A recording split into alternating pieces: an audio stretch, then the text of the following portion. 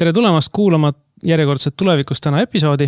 Sel korral hakkame vaatama siis seda poolt, et kuidas või mis moel oleks tegelikult õige õppida ja õpetada välja järeltulevat põlvkonda.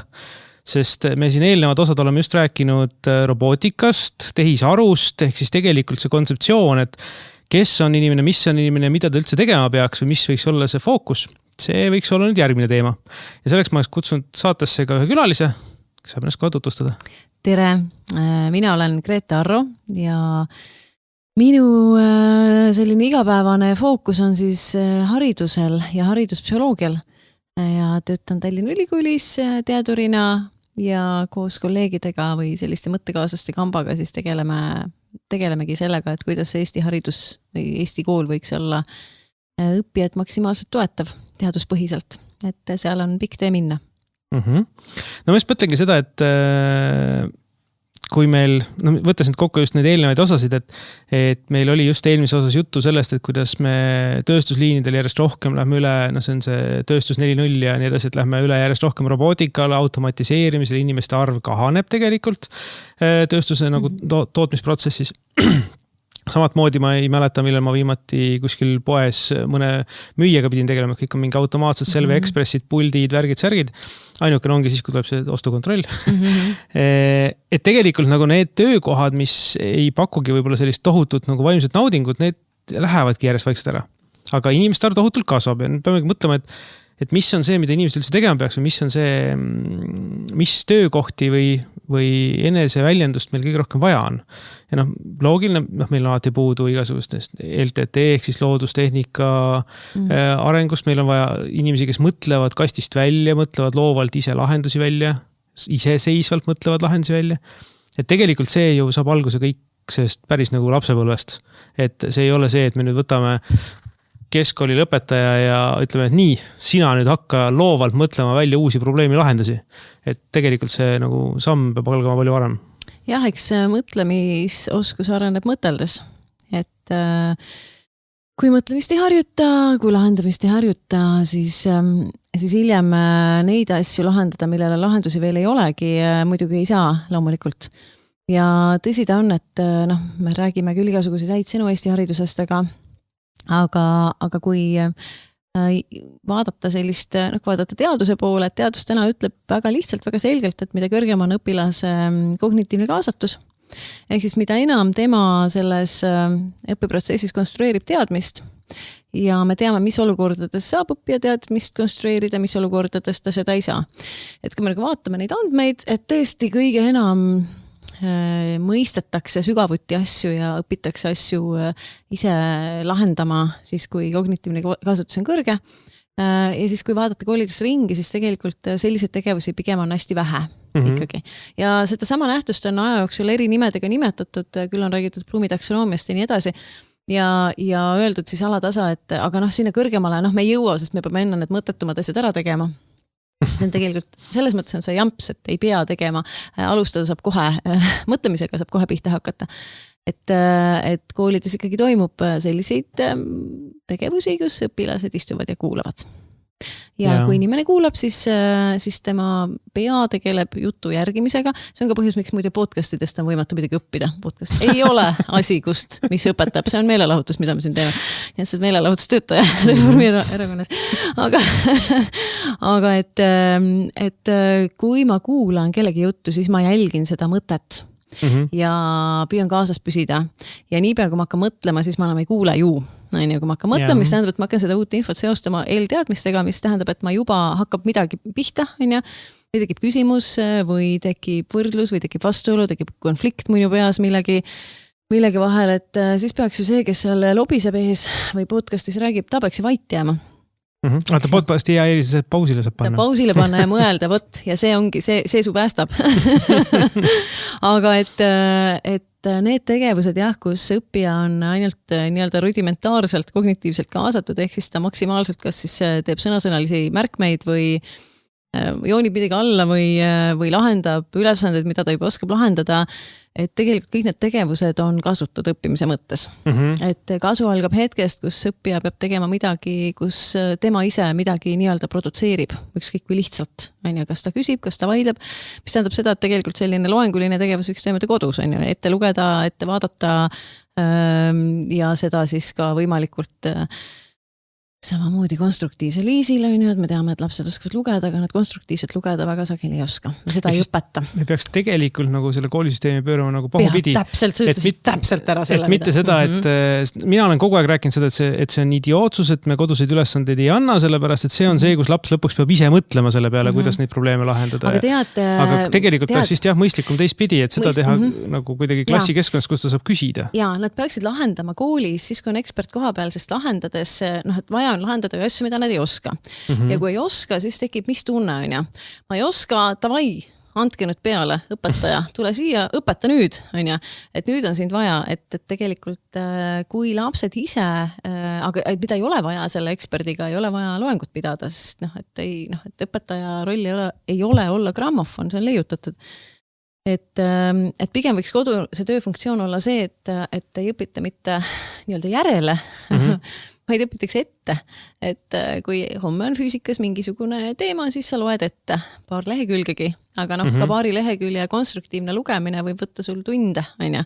Sest sa iga lause ja lõigu üle mõtled, mida see tähendab, mõtled, kuidas mina seda sõnastaksin, mõtled, mida sellest järeldatakse, et sa ikkagi, siis see on selline lugemine, mida tegelikult küsida noortelt, nad tegelikult ei loe nii, tudengid väga ei loe nii, võib-olla üksikud inimesed loevad nii. Ja ma olen kohanud ka inimesi, kes ütlevad, et nüüd sa ütled, et see, kuidas ma olen eluaeg lugenud, pidades ennast täiesti lolliks seejuures, on õige. Ehk siis aeglaselt ütleb 10 mõtted, kohe küsingi, kohe räägin, kohe jutustan. Et lugemine on selline, et see peaks toimuma siis nagu mõnes mõttes ette, eks ju. Ja kooli tulles peaks hakkama selle infopinnalt kohe probleeme lahendama. Ja see ei ole nagu see, et seda peaks tegema umbes kord aastas mingi probleemõppe käigus, vaid see peaks toimuma iga päev.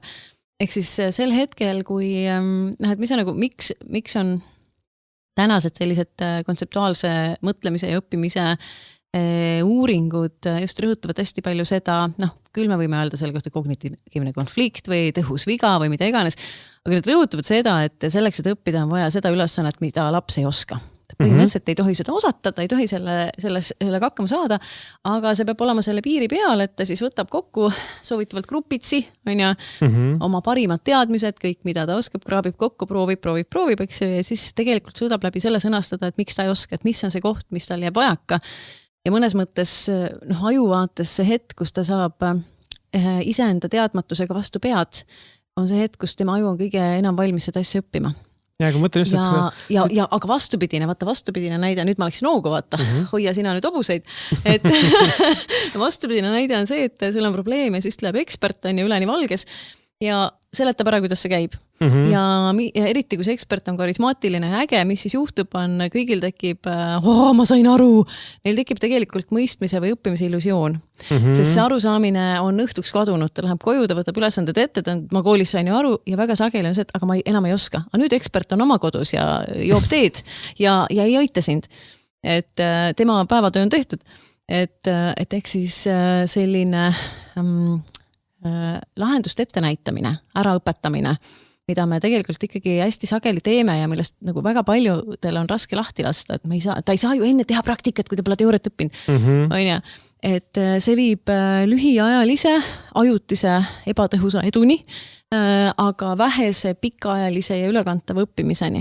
Aga vastupidine, kui kõigepealt saab pusida millegi kallal, mida sa ei oska, on ju luua endale terve hunniku ebatõhusaid mudeleid, lahendusi ja ummikusse jooksmisi, et kui sellele järgneb see teooria, ehk siis hakkame siis nüüd arutama, nüüd on ekspert, on ju üleni valges, hakkame võtma see lahendus, see grupp, sealt tulid need lahendused, arutame, miks nad töötavad, miks nad ei tööta, hakkame siis jõuama sinna, mis seal nagu siis on.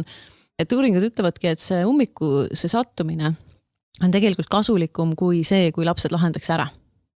Nii et me peame seda viga nagu kogu aeg sisse disainima ja see tähendab, ja see, millest ma räägin, on tegelikult see, et siin on terve rida asju, see on see, et iga õppeprotsess alati aktiveerib õppija eelteadmised, on ju, check, on ju, seda on vaja, et õppimine juhtuks. Mõtlemine on tehtud nähtavaks, on ju, lapsed kogu aeg arutavad oma vahel, check, on ju, õppimine on ainult läbi dialoogi, ainult läbi selle, et nad räägivad oma vahel ja arutavad õpetajaga. Läbi selle nad saavad tegelikult, kui neile ei seletata asja iva ära kohe alguses, siis nad jõuavad selle kohani, kus nad saavad aru, et see minu tavateadmise pinnalt tulev lahendus ei tööta ja nad hakkavad hoomama, et selle nähtuse taga on mingisugused eksperdile nähtavad, aga tavainimesele varjatud mingisugused olulised tunnused on ja see sama, mida me võime rääkida, mina võin näite tuua oma valdkonnast, et kui mõni laps käitub tunnis rahutult, siis mitte ekspert ütleb, ükskõik mida ütleb, et halb laps või distsiplineerimatu või kodu on süüdi ja ekspert ütleb, et tema täidesaatvaid funktsioone pole toetatud ja me saame seda teha, see on meie ülesanne. Ja need kaks fundamentaalselt erinevat selgitust, ühel juhul sa mõistad nähtust tegelikult ja teisel juhul ei saa sa üldse aru, mida sa näed, eks? Ja võtta selles mõttes selleks, et õppida nägema asja olemust, on vaja teha see viga ära, sest see viga ongi selle pärast, tekibki nii-öelda algajal, et ta ei näe, et seal asja sees on mingi teine asi. Sa füüsikuna suudaks tuua mulle 100 sellist näidet tegelikult, on ja? Ja ega sellest kõige lihtsam on see, et tegelikult olles siin kunagi mingid aastad tagasi räägin ka sellest SpaceXi erinevast nagu, see on, minu meelest see visualiseerib mingil määral hästi seda 2 erinevat meetodit, kuidas disainida raketti. Üks on see klassikaline meetod, kuidas on Boeing ja teisi teinud, on see, et kõigepealt nad veedavad arvuti taga mingisugune aastaid või 10 üritades nagu teadmist järgi seda kõike valmis teha, siis ehitavad see raketi valmis ja loodavad, see töötab. Selle asemel SpaceX võtab selle, et meie parim teadmine hetkel on see, viskame raketi kokku, laseme lennata, lendas õhku, miks lendas õhku? Selge, seda me ei teadnud, nii, teeme selle paranduse ära, ehitame uue raketi, saadame õhku, nii, nüüd lendas teise koha peal õhku, nüüd, ja siis lõpuks ühel hetkel sa järsku avastad, et rakett on valmis, lendab igas olukorras ja ta on valmis aastaid enne seda, kui need teised vennad. Et see on natukene ka, et see on kusjuures odavam, sest inimest on kallim kui materjal.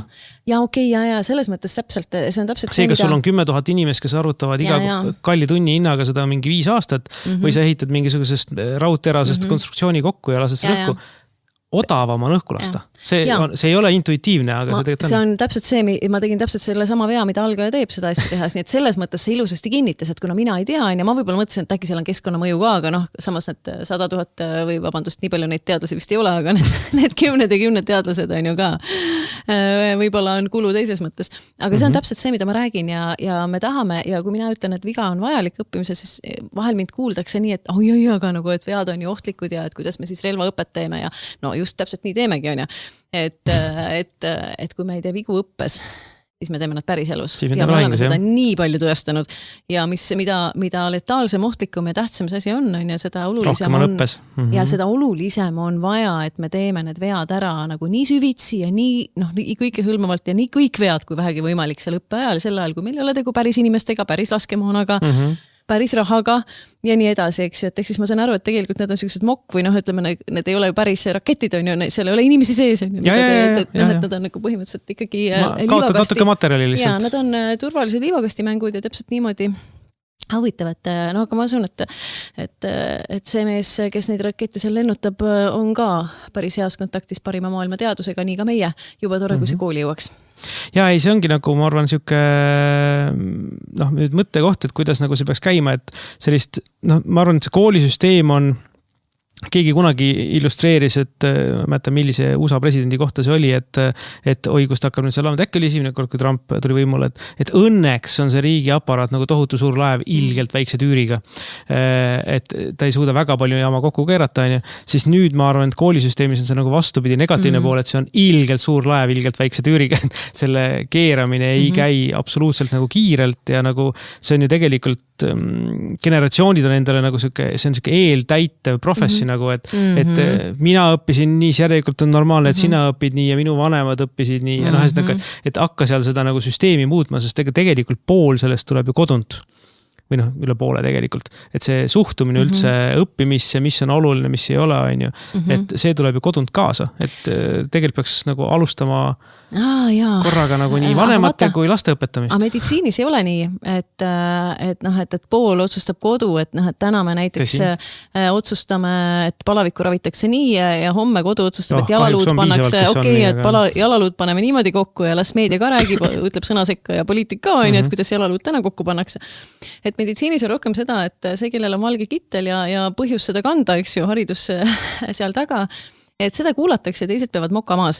Et hariduses nii ei ole, et teadusel ei ole nagu täna veel seda rolli, et isegi vaata see, kuidas sina kirjeldasid, et meid on alati nii õpetatud, on ka olnud aegu, kus naised olid meeste vallasvara ja oli olemas orjapidamine ja üks siit laua tagant ei oleks tohtinud Riigikogu valida ja nii edasi, nii et igasugu toredaid aegu on olnud. Et traditsioonile on nagu hästi libe tee rõhuda, eks ju?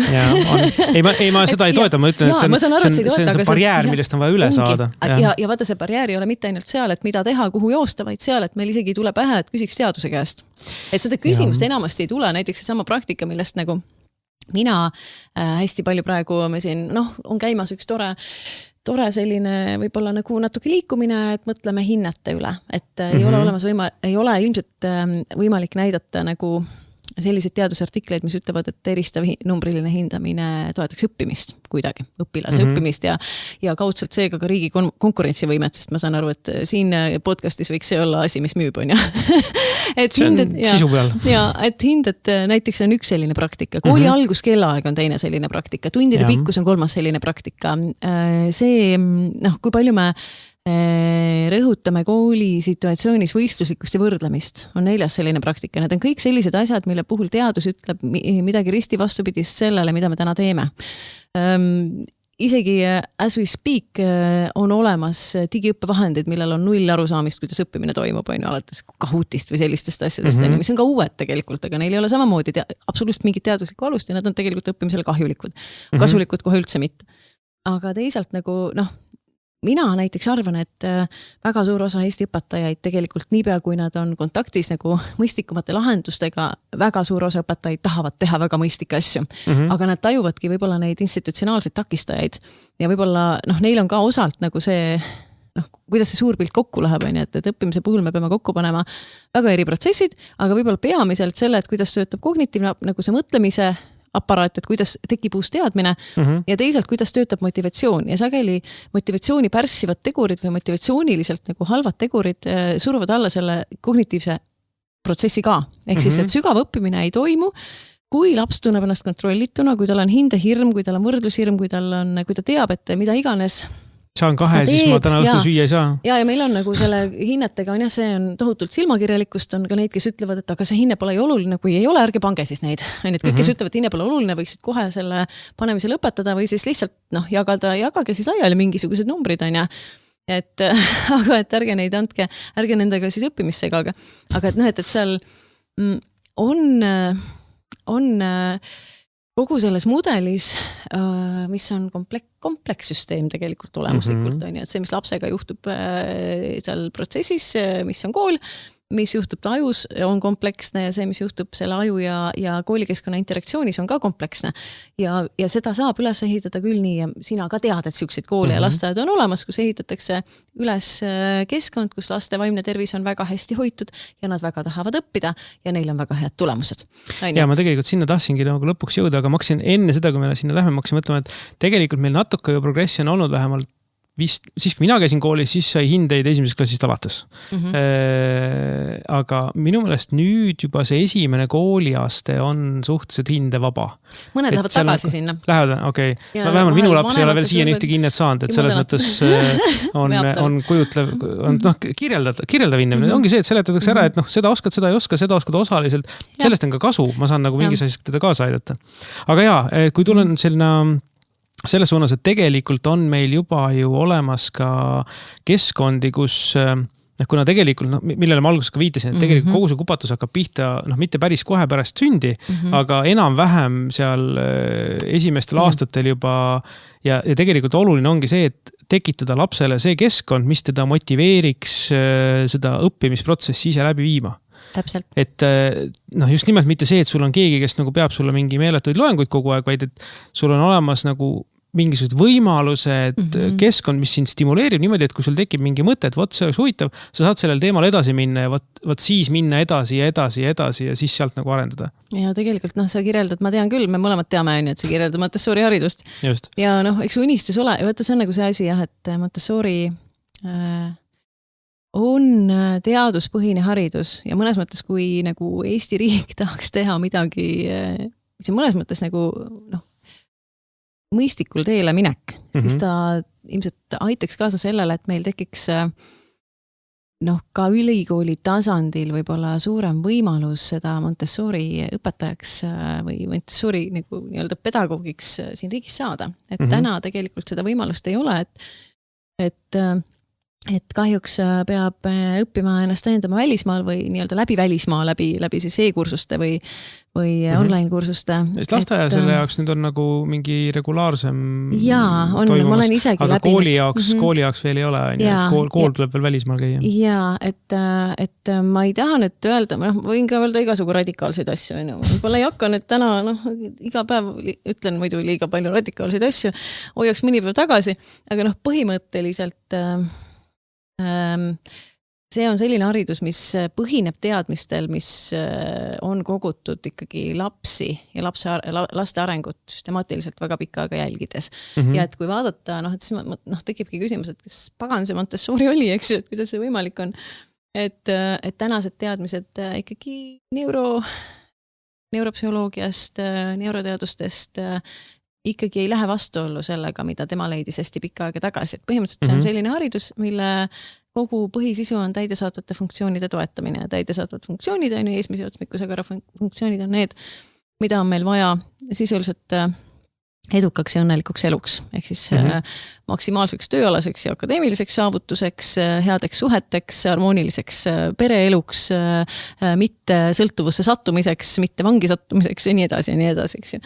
Et kogu see haridus, nii alusharidus kui ka tegelikult hiljem võiks olla väga-väga täidesaatvate funktsioonide ja õppimise arengu ja kõige muu keskne ja Montessori tegelikult seda oskab teha, et ta ei ole, et ongi, et ta ei ole, et kui öelda lapse keskne, siis võib jääda mulje, et see laps ise käsutab, aga laps ise ei tea, kuidas tema areng toimib.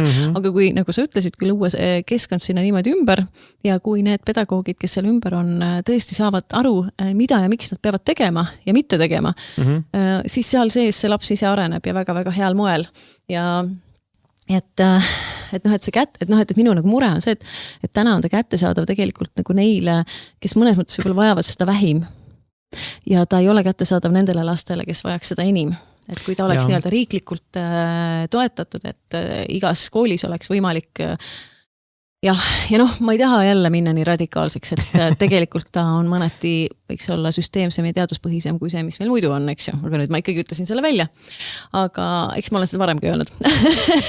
Aga loomulikult Montessori haridus saab ka teha varieeriva kvaliteediga, aga talle on tehtud kunagi selline karuteene, et ta on pandud nagu lihtsalt nagu ühte punti igasuguse alternatiivpedagoogikaga, mille sees võib olla väga erinevaid lähenemisi, aga et nagu sellel on nagu võib-olla selline tõenduspõhisus hästi tugevalt all.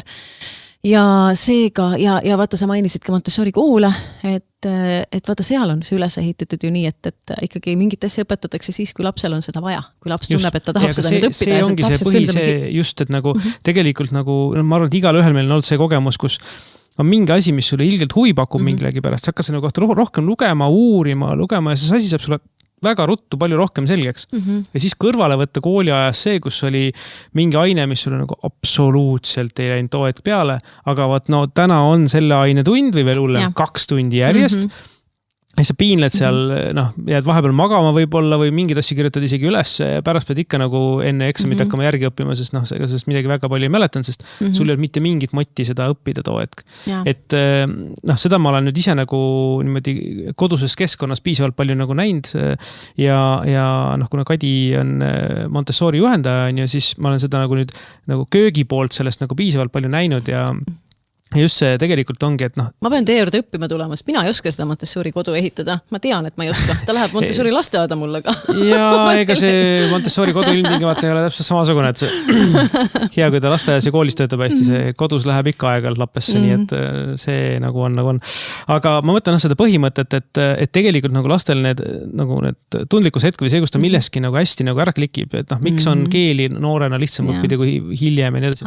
Et need tegelikult on nagu lähevadki sul aju arengu nagu tsüklitega kokku ja selle järgi peaks käima ka see nagu õppimine. Samat moodi, et see ei ole sul see, et sul aju töötab 45 minutit ja siis vajab 10 minutit puhkust ja siis töötab jälle 45 minutit. Võib töötada palju rohkem. Ja, et tegelikult nagu, see ongi, mis ma olen näiteks kuulnud Kadilt, et on lapsi, kes teebki seda tema seda mingit 1000 ketti või mingit asja, mis on hästi pikk, teebki 3 tundi järjest või 4 tundi järjest. Sügav keskendumine võib alata alles teisest tunnist. Ja keskendunult ja ta teeb selle täiesti lõpuni. Asi, mida nagu keegi arvaks, et mingisugune 3-aastane suudaks teha. Ja vaata see ongi, et miks ma ütlen, et isegi nii tillukestes asjades nagu see on see, et tegelikult meie põhikoolu haridussüsteem ei tunne psüühikat. Et see sügav keskendumine tegelikult võibki tulla alles, tõesti alles alates 2.-3. tunnist, kui ta päriselt keskendub. Kui tegevused vahelduvad liiga kiiresti, siis seda ei saagi kunagi tulla ja lapsel pole ju kella on ju otseselt käe peal, eks ju, et kui ta on... Tänapäeval neil on, aga... No jaa, aga et kui ta nagu kogu aeg teab, et ma teen midagi, aga mind võidakse kohe katkestada, kas see tuleb nüüd kohe või natuke hiljem, et mis et tegelikult me... Ja siis ühel hetkel ütlevad õpetajad, et lapsed suudavad keskenduda 10 minutit. Ja sellepärast, et me ei lubanud neil seda õppida, et keskendudes vahet pole, kas see on kett või ükskõik mis asi on ja klotsid, ta õpib keskendumist keskendudes. Selleks on vaja keskenduda, et et mida iganes tehes areneb see protsess, mida sa teed, on ju. Ja see sisu on seal jumala teisejärguline või et see, mida sa seal teed, ei pruugi olla üldse see esmatähtis, on ju, aga see mentaalne protsess, näiteks seesama keskendumine või see, et sa hoiad tähelepanu mingile asjale, eks ju, arendab just nimelt seda võimet, et ma hoian tähelepanu mingile asjale. Ja see on kõige tähtsam asi, et täidesaatvad funktsioonid on koolis toimetulekuks kõige olulisem. Ja meil on vaja seesama, meil oleks vaja igasse tundi viia see sisse, et asi tunduks vajalik ka, on ju. Ja tegelikult see ka, et nagu, mis mulle selle juures ongi meeldinud, on see, et Montessori nagu nii klassiruumis kui lasteaias on tegelikult ongi olemas nagu juhendaja, mitte õpetaja. Selles mõttes, et ta ongi, või mentor, et ta on nagu keegi, kes aitab kaasa, ta aitab mingeid asju seletada, kui selle vastu on huvi. Just. Aga selles mõttes, et tegelikult on laps see, kes valib selle töö, kes teostab selle töö, teeb selle algust lõpuni. Ka koolis juba tuleb neil uurimustööd regulaarselt gruppides ja nii edasi. Et ta ise hakkab mingit teemat uurima. Loomulikult on juhendaja roll on see, et jälgida, et kõik olulised teemad saavad aasta jooksul nagu käsitletud. Sinna saab suunata. Aga selles mõttes, et see loob tegelikult selle, et see laps täiskasvanuna on ka see, kes on võimeline nagu iseseisvalt probleemi lahendama. Et mis on tänapäeval minu meelest natuke liiga selliseks pidevaks nagu tekkima on see käsi pikalt ette, et kogu aeg peab keegi teine probleemid ära lahendama sinu eest. Mitte, et nagu ma ise ei vastuta enda nagu elu eest, vaid keegi teine peab ära lahendama need probleemid minu eest. Ja see on tegelikult, ma arvan, natukene sellest õppeprotsessist tulnud, et kogu aeg tehti sinu eest asjad ära. Sest kogu aeg arvad, et sa pole veel valmis, et ise hakata mõtlema, et me teeme sulle loengut, aga nüüd pidi arutlema, aga selleks polnudki aega, nüüd pidime, seda ei jõudnudki. Ja nüüd palun mine hakka elama oma elu. Ja, aga ongi, et tegelikult seal on veel, üks on see, mida sa ütlesid, ongi, meie ikkagi ülikoolis me kirjutame alla kõigele, mis on teaduspõhine, Montessori on teaduspõhine. Et ta on asi, mis tugineb sellele, kuidas areng toimib, et ta ei ole, et need samad teadmised on olemas muidu ka, aga ei ole sellist praktikat, vaata. Mina võin öelda tudengitele 10 aastat, et arvestage töömaale koormusega, aga Montessori pedagoog oskab öelda, kui näitad ära räägi. Aga ma ei oleks osanud öelda sellist asja mu tudengitele, kui näitad ära räägi, kui räägid ära näita. Mis on töömaale koormuse vähendamine, eks ju. Ja näed, teeme siin ilma pildita podcasti praegu. Aga et selles mõttes siin on teine aspekt ju ka, üks on see, et need lahendused ei tule, teine on see, et meil võiks olla globaalne rahu. Ja ma ei tee praegu nalja, et kui meil ei oleks Ukraina sõda, kui meil oleks ainult Montessori haridus, muu hulgas ka taktikalise punase juures, eks ju. Tegelikult me saaksime mitte ainult seda iseseisvat ja loovat elu, vaid me saaksime ka harmoonilise elu. Ja see on see kurbus, et tegelikult vaata Montessori poole, ma just hiljuti kuulsin kusagilt mingist riigist, kus on nagu hästi suure mahuga Montessori haridus, kas see oli üks suuremaid võib-olla vist Hollandis, mis on ka üsna arusaadav, neil on üldse haridusega asjad võib-olla ühed parimad, aga et kuna ta on keeruline ja see õppeprotsess on pikk, et see on nagu arusaadav, et kõik need asjad, mis on keerukad, eriti hariduses, nad ei lenda väga kõrgelt kusagil, sest inimesed ei taha keerukaid lahendusi, nad tahavad lihtsalt lahendusi. Kuigi õppimise jaoks peaks kasutama keerukaid. No just nimelt, et õppimine nagu meditsiin ei ole mingit vahet, kes sa üritad kellegi keha hoida toimimas või kellegi aju arendada, ja aju arendamine me tegelikult ei teadvusta, et see võib olla vaata, et veel keerulisemgi, et aga ometi selles õppes, õpetajaõppes on aju mõistmise osa hetkel ikkagi väga-väga väiksemahuline. Ma tean ise, et see seis hetkel nii on, eks ju, me teeme praegu väga suuri õnneks ja need ponnistused on ka väga hästi meie ülikoolis toetatud.